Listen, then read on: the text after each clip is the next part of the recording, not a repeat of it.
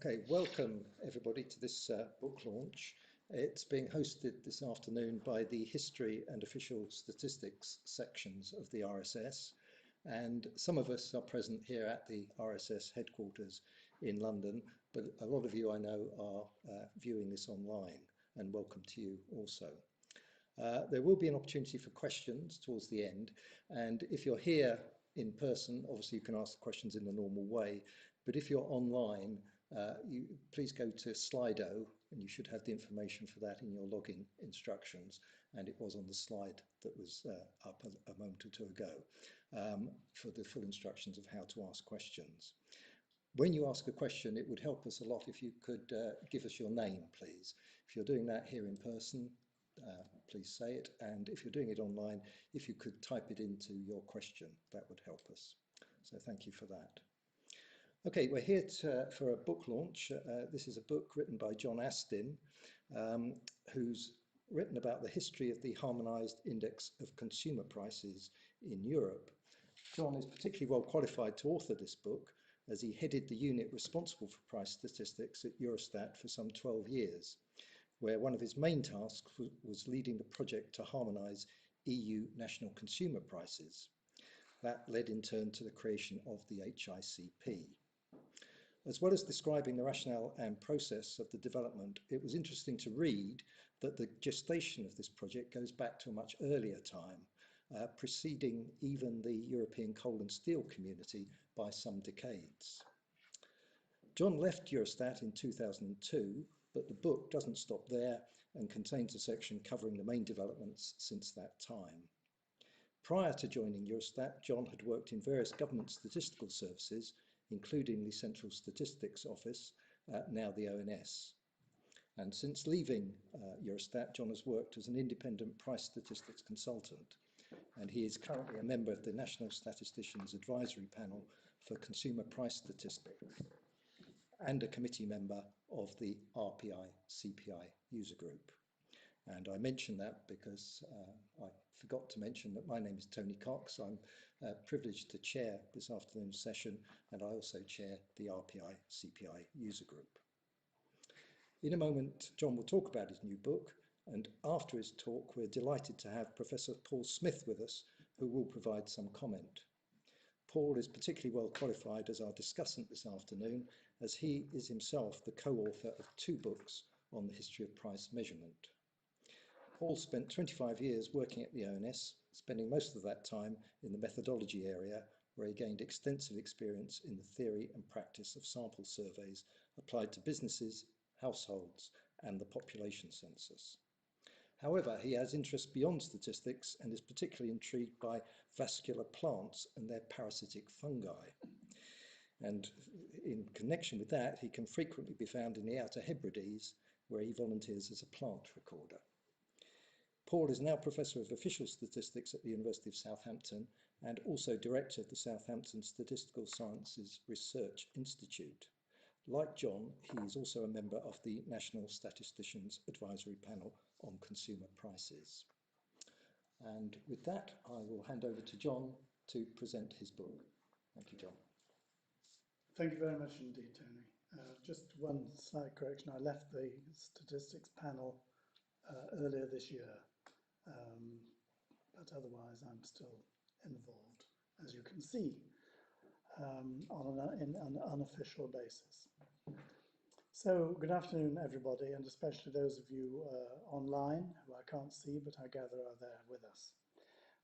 Little did I think when I attended the presentation of the book that Paul and his colleagues Robert O'Neill and Jeff Raft did in 2018, I think it was, 2017, that I would be here presenting my own book within 3 years. In fact, I had a lot of encouragement from Jeff, for which many thanks. It was also Jeff who recommended his publisher, Palgrave Macmillan, who I was hoping would be here with us this afternoon. Maybe you are online, Palgrave, I don't know, but thank you anyway. Well, now I'd like to begin by stressing that although both my book and the earlier one have the word inflation in their titles, they address very different aspects. Both are mainly about inflation indices rather than the economic concept of inflation, but there the similarity ends. The 2017 book, which I reviewed in Significance magazine, described the developments and uses of a variety of different indices used in the UK, starting from the early 18th century. My book, on the other hand, is specifically about the development of the HICP, the EU's Harmonised Index. It's more of a history than a textbook, really, rather than a textbook about CPI generally. Although it's about the EU's main inflation index, it has special importance in the UK because the Bank of England is continuing to use the HICP as its principal measure of inflation, known, of course, as the CPI in the UK. Frankly, I'm a bit concerned about this, in fact, because future changes that may and almost certainly will be made to the HICP lie entirely in the hands of the EU member states and the European Central Bank, acting in concert with Eurostat. The UK no longer has any direct influence in this field, and to me it is a bit worrying that our national bank should be relying on an inflation index over which it has no control whatsoever. In fact, I gather that perhaps fairly soon there may be a major change in the HICP, the inclusion of a new measure of owner-occupied housing, which will be likely to make a substantial change to the rate of inflation as measured by the HICP. It'll be interesting to see what will be the effect if this happens. So back to my new book. Why did I write it? By the way, I'm sorry about my voice. I've got some tablets here which I shall from time to time take, put it down to old age. Why did I write it? Well, I was in charge of its development, as Tony said, right from the start, when I joined Eurostat in 1991 as head of the prices division. When I left in 2002, the HICP was already well established and didn't need very much more development at the time, though there have been some important changes made in recent years.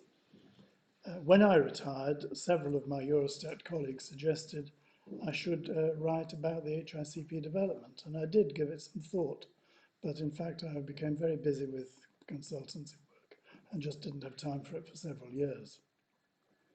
During the 2000s, in fact, one of my main consulting jobs was designing a harmonized inflation index for the 18 countries comprising COMESA. Everybody, of course, knows what COMESA is, don't they? It's the common market of Eastern and Southern Africa. And naturally, my starting point for that was the HICP. So I kept in close touch with the basic issues of a harmonized inflation index, and it is still existing in Africa.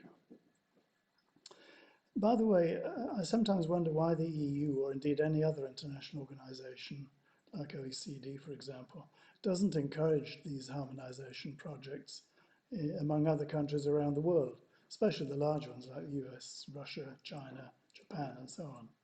We often read about, especially these days, about the latest inflation rate in these countries, and I think perhaps we tend to assume that they are comparable with those of the EU, but I'm sure they're not. Surely it would make sense to have an internationally harmonized CPI. In fact, the USA have been publishing their version of the HICP since 2006. I think they just use it for comparative purposes rather than operational purposes. Well, I hope you've already had a chance to have a look at the book on the Palgrave website. You are able to see extracts from each of the 15 chapters without cost. You can download individual chapters at a relatively low price, even though I'm sorry to say the whole book is rather costly. Not my decision. The chapters in the book are arranged in three main parts. First, we have, if you like, the prehistory, the early ideas of the ILO, starting from as far back as 1925, and then the later work by Ralph Turvey, head of statistics at the ILO, and then there followed proposals by people like Tekens and Stadelbauer, sponsored by Eurostat in the 70s and the 80s. But you know, one of the problems was that most countries were, and I think still are, very proud and defensive of their national CPIs, many of which had been produced almost unchanged for years. Remember that even the UK still has its time-worn RPI, which is due to stay until 2030, despite its known deficiencies and indeed its lack of a national statistic status. This is, of course, because the RPI is the index used for the index-linked gilts market, currently valued at around £500 billion. So even a change of 0.1% costs the government £500,000.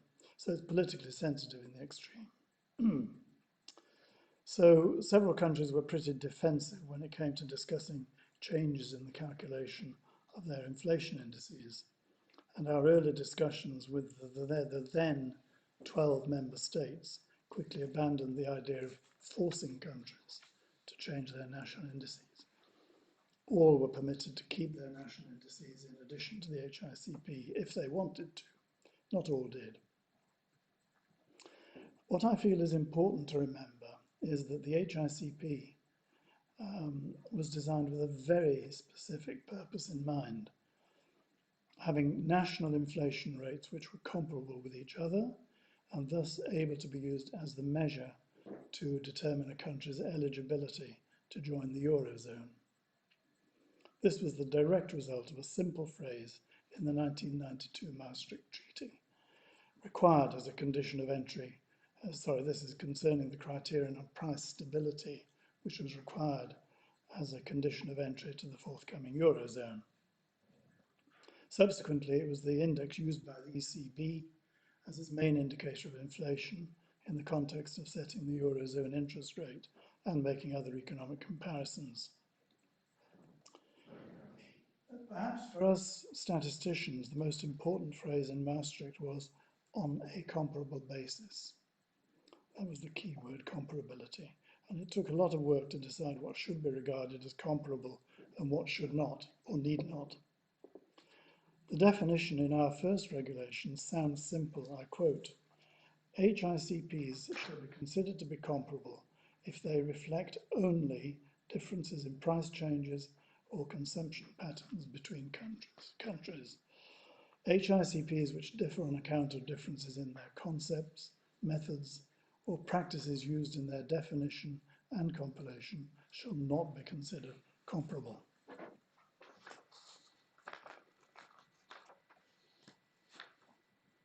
The first part of the book also deals with the organisation of the preliminary work with member states. You should bear in mind that in the early 90s we had no emails. We didn't even have a website. And the English language was nowhere near as widely used as it is now. We set up a working party comprising my Eurostat team and delegates from the 18 member states and EFTA countries, as well as delegates from the ECB, the EMI as it was then, and other parts of the Commission. Some delegates from national central banks were also used to attend. And by the way, speaking of the English language, in those days, nowadays, I understand that none of these meetings at all are interpreted. It's just English, even though we're no longer members. But in my day, we had up to nine different interpretations, including Greek, Danish, and so on. If I give you a few figures, you'll realise what a vast amount of work was involved. In a period of 9 years, the Working Party met on 58 days. The subsidiary task forces met on a further 55 days. Putting the other way around, that's about once every 20 days for 9 years. And the number of papers submitted to these groups totaled almost 700, often to do with the drafting of regulations and guidelines, but also discussing complex technical issues. By the way, one of the more amusing issues was the decision on what to call the new index. All our documents were using the acronym HCPI in the top right-hand corner. But when it came to decision time by the committee of all the EU heads of the National Statistics Institutes, one top guy refused to accept that. He said, our national index is called the CPI, and everybody will get confused if we call this new index the HCPI. It would be wrong for me to tell you which country this gentleman was from, but I can tell you he spoke with a strong Irish accent. So we decided on HICP, and would you believe, a few years later, one of the questions on the University Challenge was what HICP stood for. afraid nobody knew. At first, we thought we could meet the 1997 deadline by drafting detailed regulations on all the major aspects of index production. It seemed a reasonable thing to do. But it soon became clear that this would require working pretty well day and night, and we would end up with a mess. So we decided on having a preliminary, what we called a framework regulation, which set out the main principles of the new index.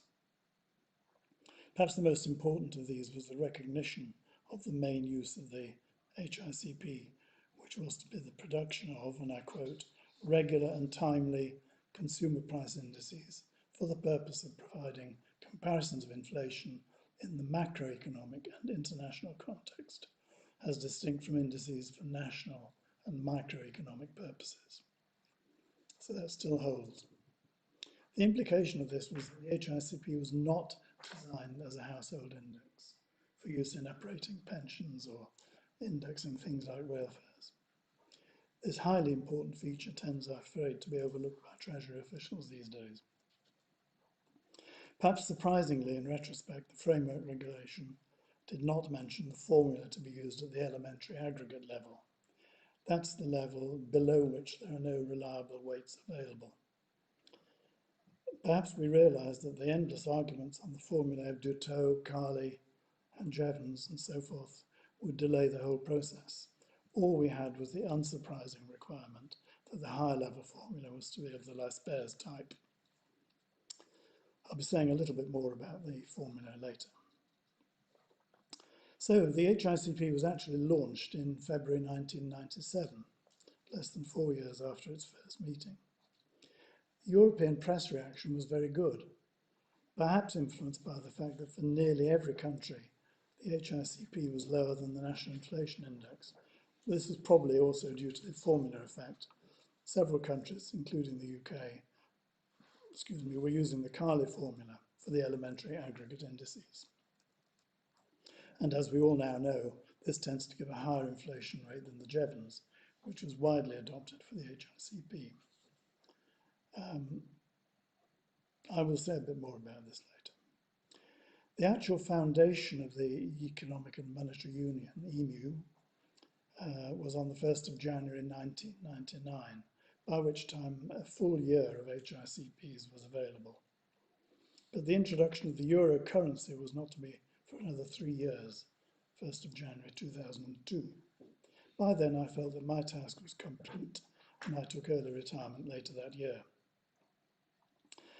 Now the major part of the book in fact deals with a range of technical issues, and I'm not going to go through all of the topics or we'd be here all day, but I will try to pick out some of the more interesting and important problems that we faced. I'll begin with product classification. One of the important aspects of price index compilation, and especially so when international comparisons are to be made, is the way in which products are classified. Traditionally, such classifications are made in terms of product type, like food, clothing, etc. This makes more sense than using, say, colour or price even, although I must say I've sometimes wondered whether it wouldn't be easy to find your way around a supermarket if they were classified by colour. Not all countries used exactly the same classification back in 1990. The UK had the RPI, whose classification dated back many years, and I think is still largely unchanged. It so happened that at the time that we were developing the HICP, a new international classification was being developed by the UN and OECD. This was known as HICP, Classification of Individual Consumption According to Purpose. This was to be used not just for CPIs, but also for national accounts. Without going into detail now, we decided to use a slightly amended version for the HICP, known as HICP HICP. The next topic is coverage, and this term coverage in relation to CPIs refers to three entirely different aspects. Firstly, as I've mentioned, the question of product coverage. In principle, the HICP covers everything that consumers buy, in principle. But as always, there are exceptions. We may not actually buy prescription medicines. These are often provided free or at a discount by the kindness of our government. Some national CPIs, France notably, would take the full price before any discount as representing the true price of the medications. But for the HICP, it was agreed that the price to be used was the amount actually paid by the consumer. Tobacco and spirits were then excluded from the national CPIs of Italy and Luxembourg because they're not good for us. This attitude can be dated back a century when CPIs were first constructed for use in wage operating. You shouldn't reward workers for buying things like cigarettes, tobacco, and whiskey. Other items were, however, still banned from the HICP, notably narcotics, because they're very difficult to price and sometimes illegal, prostitution, ditto, and black market products. In principle, all these products should be included in the HICP, and they would make a difference. A second aspect of coverage is the question of where the products are bought. Should it be only those bought in the home country, or should it include all products bought by national residents, both home and abroad, when on holiday, etc.? This was an important issue with the HICP because the national HICPs must be capable of aggregation to the EU as a whole, or to the Eurozone as a whole. And if there were no rules on this, there could be either double counting or missing consumption. And then the third who aspect of coverage, should it be the whole population, including prisoners, people in rest homes, boarding schools, etc., etc.? The answer for the HICP was yes, it should, and is. Actually, I'm not sure about prisoners, but anyway, in principle it does. And the next is a more practical issue, the collection of prices. This is about the where, when, and how of price collection.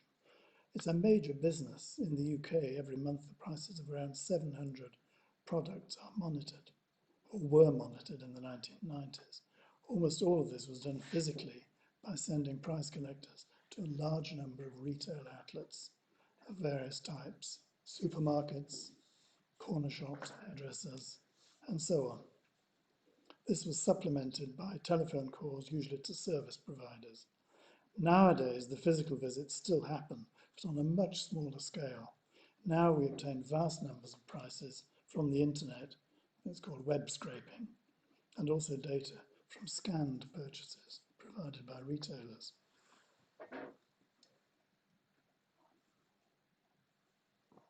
These have the added advantage of giving quantities as well as prices. Now, these developments were going on all the time we were developing the HICP. It raised a lot of subsidiary issues, like, for instance, the treatment of delivery charges. And then there's the question of what we called missing prices. A product regularly priced in a shop suddenly disappears. Is it just temporary, or is the product no longer made or stocked in the shop? It may be that the shop was closed for the summer holidays. Lucky we didn't have COVID-19 in those days. That would have been desperate, I think. A particularly important aspect of missing prices is the treatment of seasonal products. Fresh fruit and vegetables are obvious examples of seasonal products. When strawberries go out of season, there are not only no prices, but no weights. They're simply not sold. But it's not just fruit and vegetables, but clothing, winter and summer items, and even things like Christmas trees, which are on sale only for a few weeks in the year, but can't be avoided as sales during those few weeks are very large. I'm not going to say any more about seasonal products today, but I can tell you we spent many long hours discussing this in the working party. But it wasn't, in fact, until 2009, long after I'd left Eurostat, that a detailed regulation on the treatment of seasonal products finally came into force. Now, the next topic I've got here is quality adjustment. This is one of the topics that frankly sends a shudder through the bodies of price statisticians throughout the world. So I'm not going to say much about it, but it does take up 10 pages about it in my book. The starting point is that in compiling the HICP, or in fact any CPI, it is necessary to note the price of a certain product in consecutive time periods and calculate the percentage change. A certain product means just that. The product prices in each of the time periods must refer to the same product. Let me admit I've never liked the word quality in this context. quality is surely a subjective attribute. Some people would say that an item made of leather is always of a higher quality than one made of plastic. My preference would be to use the word specification rather than quality. Specification is a technical term describing the product in terms of its attributes and not in terms of its supposed quality. But whatever we call it, the problem remains. A particular laptop suddenly loses a USB socket. The product name is unchanged, the price probably goes up if anything. If we just take the new price as a percentage increase on the old, we're not comparing like with like. Some adjustment for the change must be made. This is often, frankly, a nightmare in practice, and there are no perfect solutions. We spent many hours, days, weeks discussing this matter, and again, it wasn't until 2007, 10 years after the launch of the HICP, that a regulation setting out some general rules, and they were only general rules for quality adjustment, was published. Although my book generally covers the period up to when I left Eurostat in 2002, I have included exceptionally some words on the 2007 regulation, but I'm sure this won't be the end of the story. And now back again to the index formula. Getting a set of price relatives for a large number of products is only the start for calculating the overall index. They have to be aggregated in a certain way using weights reflecting their importance in total consumption. We spend more on cars than on toilet rolls, so cars must have a higher weight than toilet rolls. But at the micro end of the product list are hundreds of products for which no weights are available. Let me give you one example, which I wrote before today. I'll tell you why in a moment. COICOP 0118, which is the lowest level known as a class of COICOP, comprises sugar, jam, honey, chocolate, and confectionery. And the reason I mention this is in today's Times, by chance, there's a mention about the soaring inflation rate in the UK. And this very class, the RPI or CPI, jumped by 2.2% in a month, I think. Every country compiling an HICP must have a weight for this class, for all classes as a whole. But how do you calculate the price index for a class where all of the specific items at a lower level don't have a weight, so can't be aggregated? We have little or no idea what is the UK weight, that is total expenditure, on a 200-gram jar of Sainsbury's strawberry jam, and probably few, if any, of the other items collected in this class. So we have to calculate an overall index for the class level by artificial means based on the use of different types of average for the various component products. This isn't the place to go into detail, but the regulation covering this topic mentions three possible formulae, the Dutot, the Jevons, and the Carley formulae. Only the first two are permitted, and the Carley only in special circumstances. But the formula issue is still making headlines today. For example, the UK's CPI, which is the HICP, uses one formula and the RPI uses another, which gives it a lead of generally around 0.8% per annum over the CPI. As many of you well know, it is the RPI which is named in the Act of Parliament concerning the indexation of index-linked bonds. Today, as I mentioned earlier, these have a total value of some £500 billion, with an interest rate lead of around 0.8% over the CPI. This gives bondholders around £4 billion of interest advantage each year. And the government has said this will continue till 2030. One issue I want to mention is owner-occupied housing. After years of squabble, I genuinely believe there is no single or simple answer to the question how to deal with this topic. But the fact is that CPIs do have a number of different uses, and it would be unreasonable to suppose that one index can satisfactorily deal with all the problems concerned with inflation. OOH, as I will refer to it, was obviously one of the early points on our agenda for the HICP.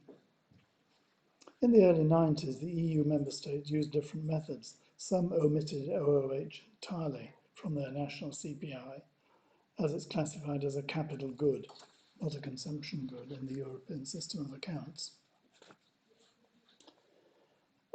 Some used mortgage interest, as with the RPI, but perhaps the majority used imputed rent. I'm assuming you all know what this means. On a practical level, the UK didn't want to use imputed rents for the HICP because the rental sector in those days was rather small and the results just wouldn't have been reliable. The EMI, which was the forerunner of the ECB, and that was the main projected user of the HICP, they didn't like imputed rent either. They deal with real money, not artificialities. We commissioned reports from several experts, including John Muhlbauer from Oxford and the late lamented Peter Hill.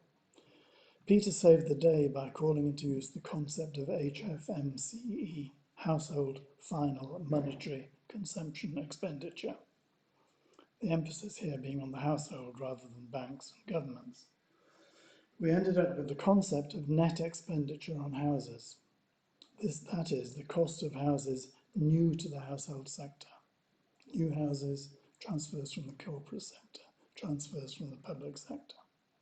Transfers were excluded, transfer between households.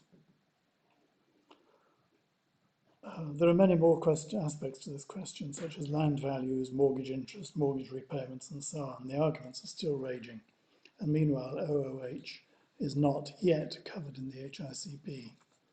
But as I mentioned right at the start, it probably will be due before very long.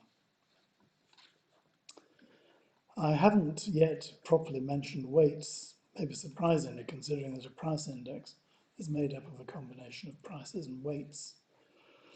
The principal source of weights for CPI are the figures provided directly by households in regular household budget surveys, often supplemented with other data, such as alcohol and tobacco, which are usually underestimated in the HBS. The data from the HBS generally correspond with the class headings in COICOP, like the one I mentioned earlier, JAMS, etc.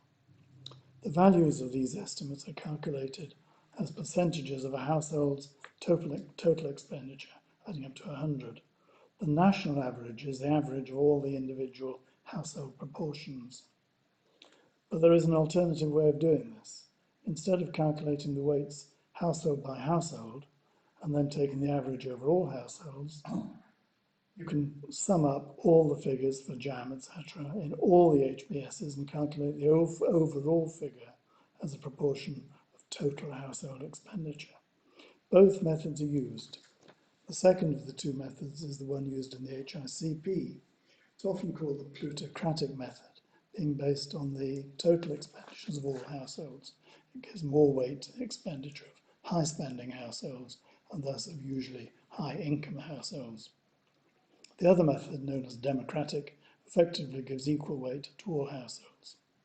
Personally, I don't like these terms, democratic and plutocratic, and I prefer to call them by a more accurate name of household weighted or expenditure weighted. I would like to give you a quote from the International Guidebook, Practical Guide to Producing Consumer Price Indices. And what it says is, the use of plutocratic weights is generally considered more appropriate for consumer price indices, which have been constructed to be a general macroeconomic indicator.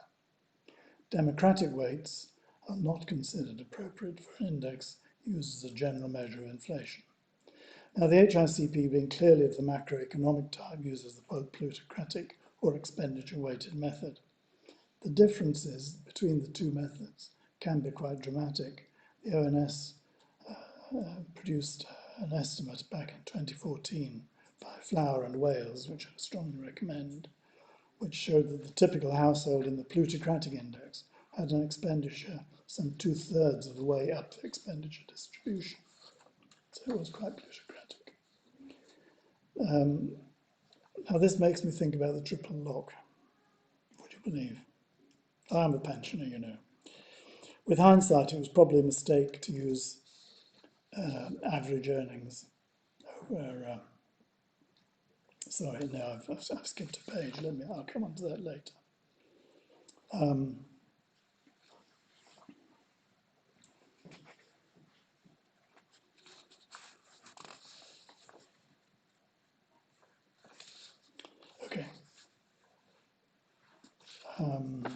Sorry about this, I've got one page out.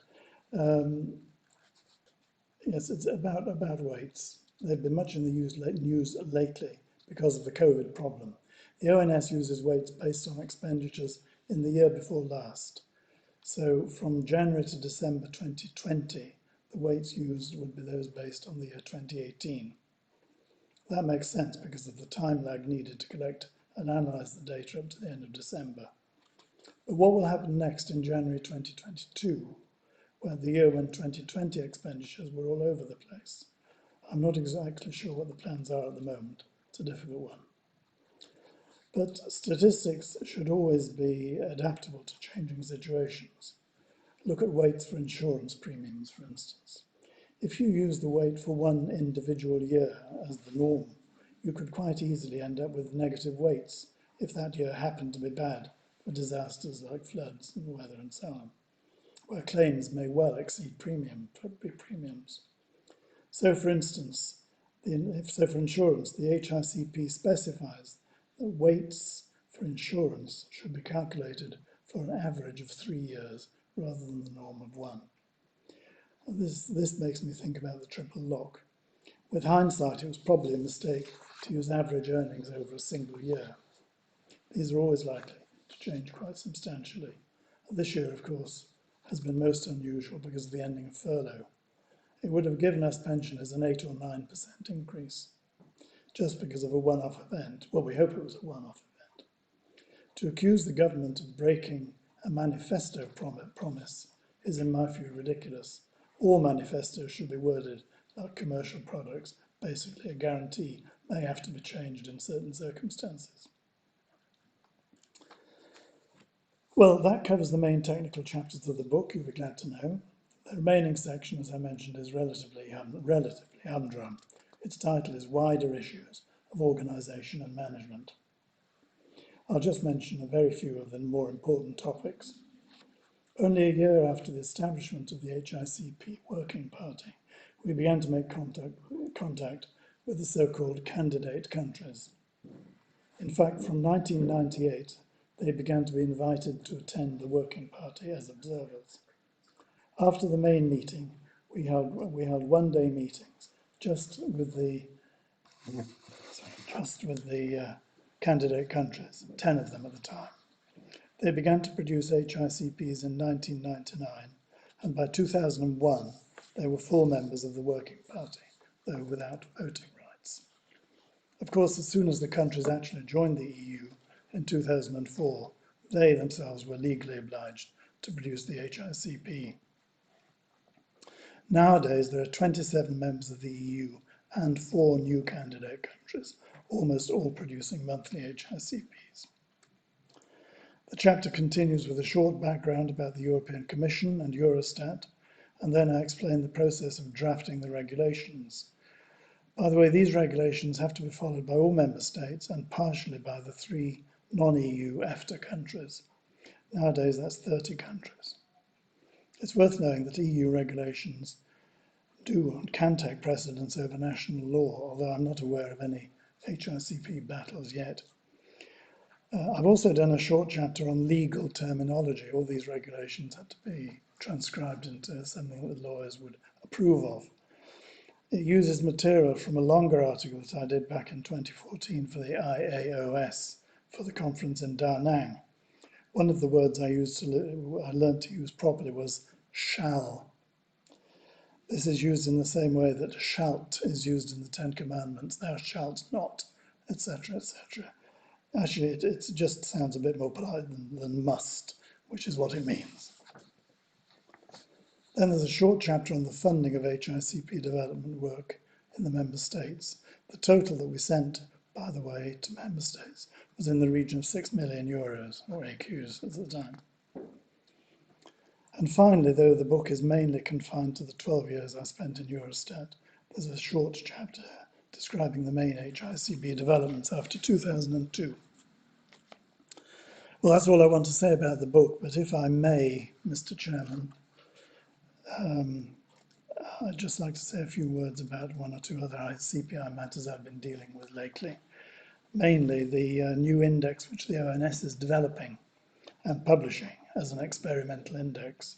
This is called the Household Costs Index, and it's intended not only as a democratic index, but as an index which can be disaggregated into different household types, such as retired or low-income households. The HCI is based on an article which Jill Leyland and I, who is here today, wrote in 2015 called Towards the Household Inflation Index. If you want to read it, just Google that title, Household Inflation Index. It has a number of important differences from a macroeconomic index like the HICP, including interest payments such as mortgage interest, credit card interest, student loan interest, and also a measure of the wider costs of owner occupation. I recommend that you have a look at the experimental indices that have been published so far by the ONS. Again, just Google Household Costs Index. So thank you very much indeed. It's been quite a long session, but it's quite a big book. Thank you very much.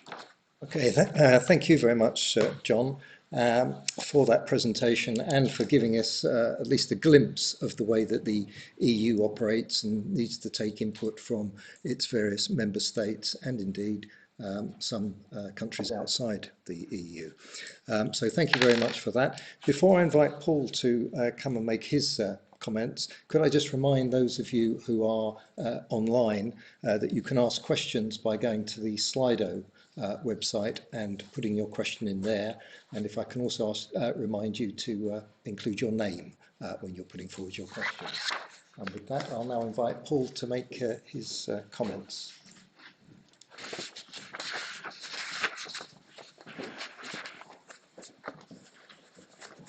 Right, and I'll join everyone having been sat in the audience listening to John, which has been lovely. I'm delighted to be asked to come along and have a few comments about the book about measuring the HICP and the foundations of it.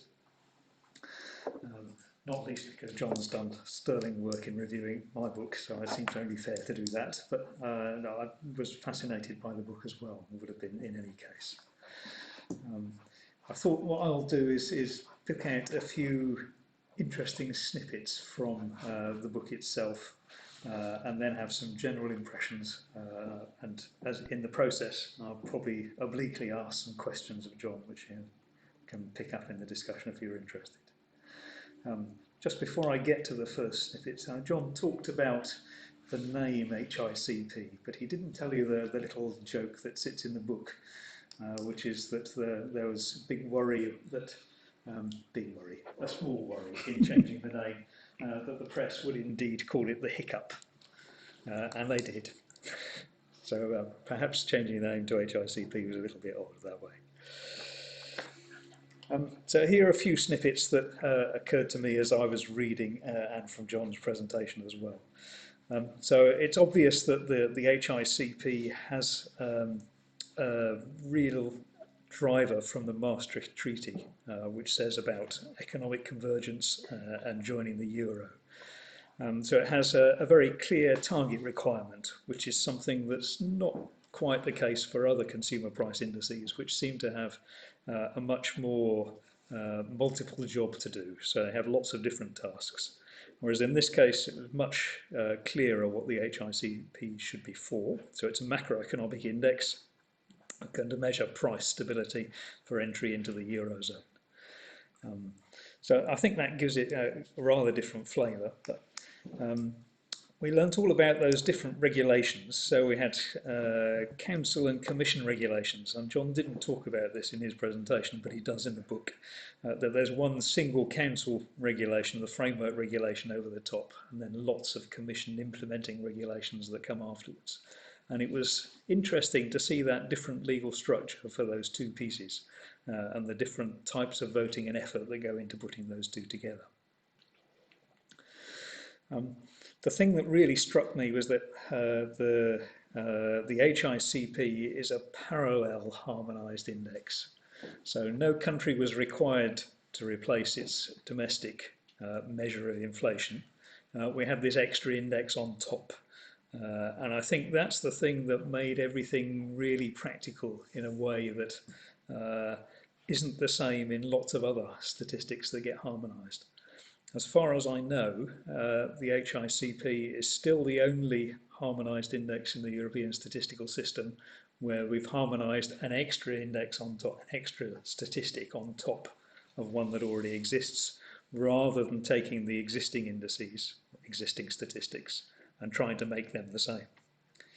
And John did comment a little bit about whether there should be an internationally harmonised version of inflation measurement.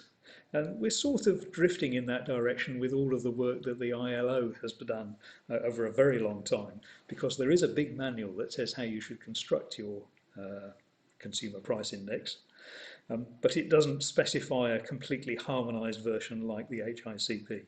And that's because it's working with those indices which are already being produced and slowly producing convergence. So I think this provided a real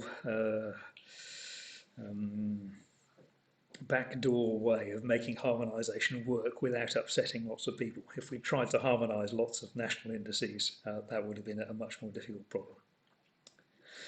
Next point on my slide says 0.1. I was surprised by the amount of 0.1 that there was hiding in the HICP. So needed convergence, and so have to have a measure of convergence and what that means. And the 0.1 appeared in there. It appears in the products which get included in the HICP. So if they make up 0.1 parts per thousand, then that's included. It gets included in the comparison of the Jevons and the Duteau in a way that wasn't implemented eventually. It gets included in comparability, and it gets included in revisions. So 0.1 seems to have appeared as a magic number in lots of different places. And I think the first one, the inclusion of products, was almost a heuristic approach. But once that 0.1 is set in, it's been used in quite a lot of different places. I mentioned the formula choice, so about the Jevons and the Duteau, but not the Carnley. And also in John's book, it talks about the qualified majority vote, which is this magic way of voting where different nations have different weights, which is part of Europe. And out of what was needed at the time, 87 votes, 62 were needed to pass it, and exactly 62 votes were obtained. And I'm sure that hides a lot of behind the scenes working out whether the thing would pass and sorting out that process. A few more snippets. So the domestic concept avoids double counting and means that we can aggregate across nations, and that's really important when you have an EU index and a Eurozone index that come later. So that seemed a very sensible approach. I slightly missed in the book some idea about the personalities and the people who were involved in these things. So we heard mentioned tonight Ralph Turvey, and he does get a mention in the book, but several other folks who were involved.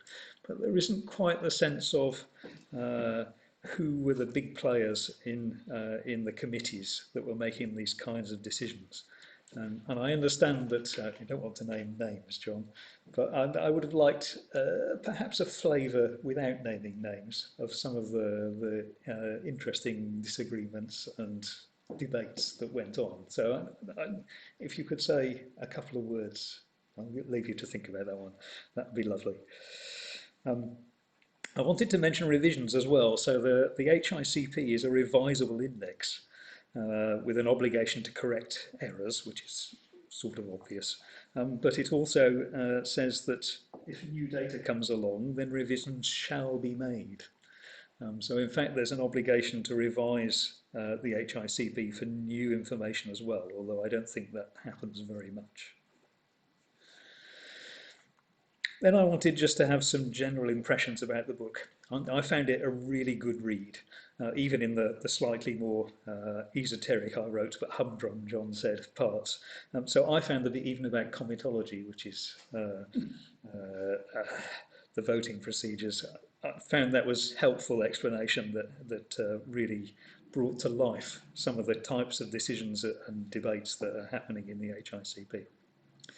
It is a relatively deep dive into the initial phases of the HICP's development. So it does cover mostly 91 to 2002. And although there is a bit that comes afterwards to bring it a little bit up to date, it's not a full history of the HICP. But that period was the key one where an awful lot of the development was taking place. It's a really helpful tour of several of the challenging topics in consumer prices. It's not a textbook, but it does give you a real insight into some of those difficult topics like owner-occupied housing, books, insurance, package holidays. And I could imagine it being quite useful for students who are studying this kind of stuff with the proviso that actually it's rather expensive. So I was a bit upset at that as well. It's not likely to get lots of use because of that, whereas actually it would have been really helpful for those reasons. So I found it a really good read, and I commend it to you for that. And if you want to contact me and ask me questions about any of what I said, you can. Thank you. Okay, thank you very much, Paul. Thank you. I don't know if, John, you want to respond to any of those comments before we go to questions from the audience? Well, I can do one or two things. Thank you anyway for generally your approbation of the book, Paul. This question you raised about council regulation and comitology and so forth, which are connected. The framework regulation, as you said, was a council regulation, and that's much more sort of senior regulation than a commission regulation. Most of what we call the implementing regulations, the detailed ones, they were intended to be commission regulations, and most of them were. But if the statistical program committee, that's the committee of all the heads of national statistics offices, if they couldn't come to an agreement on a draft that we had agreed in the working party, then it had to go automatically to the council. And there were a few little fights up there, including on the name of it. And this was relatively. I think in my time we had about 15 regulations. And I think of those, about 3 or maybe 4 were council regulations. But in practice, it doesn't really make much difference in the end. They're all, a commission regulation has to be followed in the same way that a council regulation does. Something about the 0.1% magic number. If my memory serves me right, Paul, this goes right back to very early days when we were deciding about the publication of the HICP and how many decimal places it should be. Most countries, not all, but most countries had 1 decimal point, like 3.8% and so forth. Now, of course, by then, a lot of this work was being done in the countries by computers, so that they could have had 10 decimal places if they wanted, but obviously it's not that accurate. And we reckoned that the sort of probable, it was only a guess, level of accuracy wouldn't justify having them at more than 1 decimal place. So that got then transferred into this 0.1% thing that went all the way through everything, I think. Yeah, I think that's all I can respond to at the moment. So thank you very much, John. Now it's your turn to ask questions. Can I remind those online once again that you can put your questions in on the Slido page, and please give your name when you're doing that. I'll take questions first, though, from the room, if there are any. I'll ask one. Yep, sure. If you had your time again, what would you do differently? If you had like Doctor Who's TARDIS and could jump back, knowing what you know now? Nothing springs to mind, actually. I think, can I think about that and come back a little bit later this afternoon?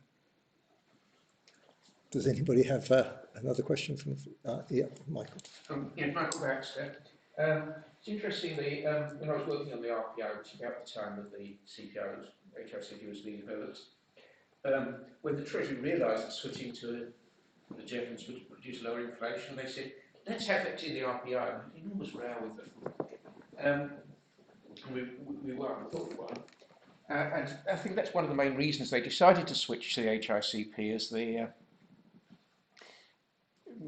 standard measure of inflation, precisely because they couldn't get their way with the RPI.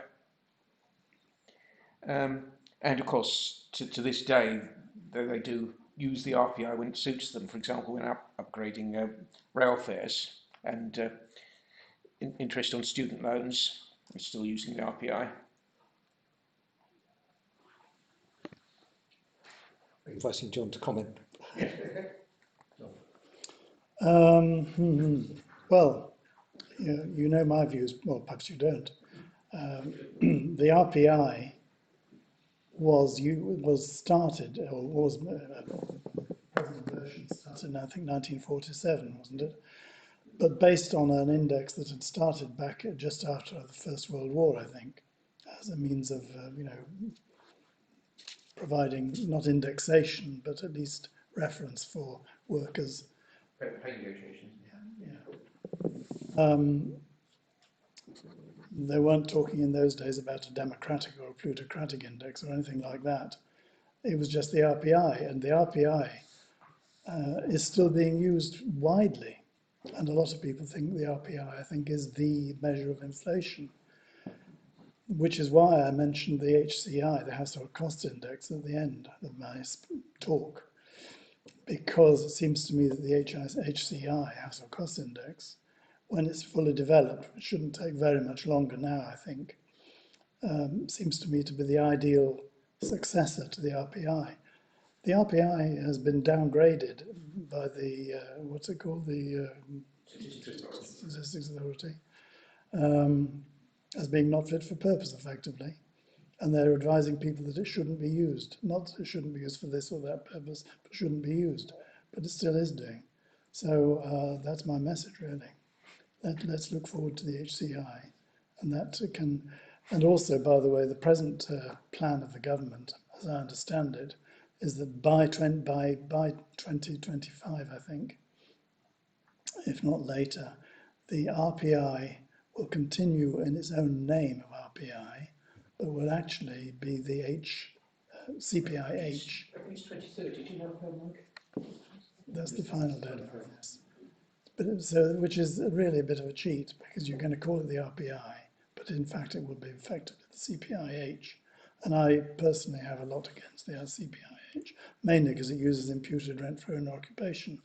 Yes, and all these people who've got their RPI links pensions won't like that.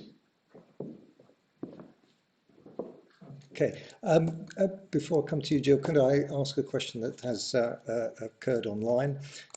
Andrew's inviting you to comment further on the handling of seasonal products. This is Andrew Baldwin. His question is, do you believe that the UK CPI should scrap the unappealing methods for handling seasonal goods mandated by the HICP and move to the Rothwell formula? I'm going to not reply to this because I'm really not an expert on this. Okay. But I mean, but do bear in mind that the HICP, which is the UK CPI, was formed. I think this was one of the ones that where the regulation came out years after I had left, so I wasn't involved in the detail of that. But it seems to be relatively uncontroversial, as far as I know. I haven't seen many criticisms of it in the UK.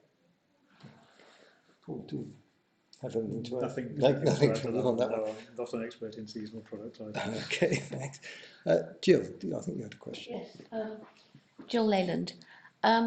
John, you mentioned at one or two occasions the measurement of owner-occupier costs. And at the beginning, I think you implied that that could be incorporated fairly soon. Maybe I misheard you or have misinterpreted you. But I assume is it still the net acquisitions method that is the target or the aim? And what's the situation on that? Because I understood, and some countries were having a lot of problems producing that data. Well, I have been in touch in the last week with Eurostat on this question, and they are now developing. I mean, before I left Eurostat in 2002, we had agreed among ourselves, it didn't get to a regulation, of course, we had agreed that the method of including OOH should be the net acquisitions method. That was excluding transfers between households. But that wasn't done for all sorts of reasons, and it got delayed. This is now, what, 14 years on or something like that, 16 years on. But my latest discussions with Eurostat are that they are now preparing to calculate and publish an OOH index based on net transactions. Whether the hope and intention is that will eventually, when it's settled in, become incorporated into the HICP. So even though it's not the original net acquisitions, it's still, in a sense. It's pretty well, I think, the original net acquisitions. Yes, I think so. So that's going to be quite a big difference. Yeah, yeah. Yes. Okay, I've got a question actually on this distinction between macro and household indices. In the book, you make it fairly clear that the aim of this new index was for macroeconomic purposes. But elsewhere, you also say that other uses were thought about for the index. And I think you cite the examples of social security benefits and tax thresholds. But surely those aspects would belong in a household index rather than a macroeconomic index. So I just wonder, how clear is this distinction between macro and household index? To my knowledge, some of those things that you mentioned haven't been discussed, but basically the fundamental premise of the micro index, it's based on household expenditure. So, for example, council tax, as it already is in the CPIH, heaven knows why, because it's a bit out of the remit of the CPI. Council tax is what we spend out of our pocket. It's a bit difficult to define what you're spending on it, but I like to think of it as an envelope that comes through the door once a year, and you have to pay it, and you know roughly what it's for. In fact, you can find out exactly what it's for, but we have to pay it, and it's part of our expenditure. So it's the same with mortgage interest. You know, purists for the certain types of index will not have mortgage interest because it's neither a good nor a service, it's just interest. And there are some who say, well, if you're going to include mortgage interest, you should include interest payments to the household as well. I think that's wrong, because mortgage interest for very many households is their biggest single expenditure. And if the interest rate goes up, that ruins their budgeting in it. To exclude it from a consumer price index seems to me bizarre. I hope that answers your question well enough. Thank you, John. Are there any other questions? Or perhaps, John, you'd like to come back to Sean's earlier Oh, no, much later. I've got to okay, you're still thinking about it. Any other questions? Okay, well, I don't see any others coming in online. So I think at this point we'll draw the meeting to a close. Oh, okay. And thank you very much, John and Paul, unless you've got any final comments you'd like to make. Well, what I say, Sean, is that to answer your question while we're still online, it may sound a bit presumptuous of me, but you know, when I left Eurostat, I didn't have any feelings of, oh gosh, we didn't do this, we didn't do that, or we should have done it a different way. I didn't feel that. Maybe others did, but I didn't feel that at all. I think I was very proud of this, of what we'd done, and you know, and I think most of us in the team were. Okay. So thank you, and thank you to the History and Official Statistics sections of the RSS for hosting this meeting. Thank you very much. Thank you.